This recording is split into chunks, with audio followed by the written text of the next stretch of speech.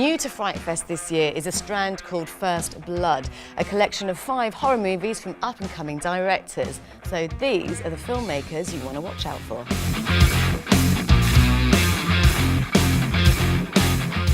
Okay, so I'm with James Crowe. You did the House of Salem, so tell us about the story. Well, it's a kidnap plot about a young boy and a group of kidnappers kidnap him, but it's got a twist. And it's got a really good, strong female lead, which I really like writing for, so it's got that sort of traditional 80s horror vibe to it. You've always got to have a strong final girl. I think so in horror films. I think strong female characters are really, really good, and I think that's one of the good things about horror genre.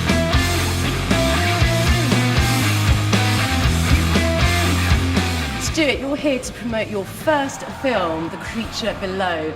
Firstly, can you tell us about the story behind the film? Yeah, so the film is basically a psychological horror from a deep-sea diver who goes down and encounters an otherworldly creature, and she has a near-death experience and brings an egg back which hatches, and she forms like a motherly bond with the egg. I'm really proud of the creature in the film. We had some fantastic concept art, Strawberry design, which is a bit crafty and a bit Cthulhu-y. Hopefully people enjoy our original monster creation in there. Very slimy and gooey.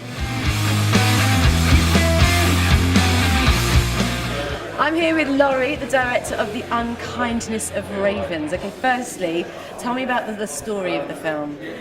Right, well, the story is a very personal, powerful drama story that's based on the issues of PTSD and veterans' health. But the actual story sees a man who's traumatized by his service in Afghanistan. We witnesses a terrible incident where his fallen comrades are eaten by ravens and crows.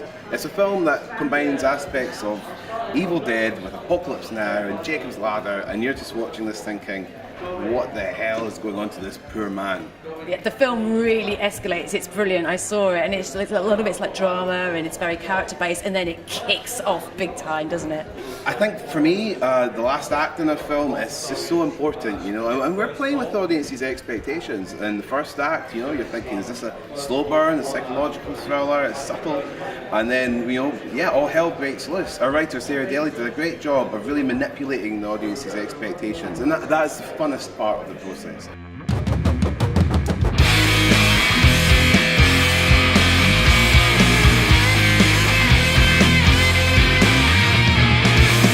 I'm here with Brad Watson, the director of Hallows Eve.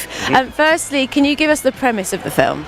The straightforward, simple little pitch for the movie is it's a modern day estate gang find themselves in a late 70s, early 80s style slasher scenario. And how do you feel being part of First Blood? I feel very, very excited. I had my sights set on FrightFest when I was pitching it to investors, and I'd say we want to launch it somewhere like FrightFest. It's very nerve-wracking but very exciting and very honoured, and I'm really chuffed that that FrightFest thought the film in its rough cut stage, because that's when they saw it, they thought it was good enough to have our premiere here, so I'm well excited.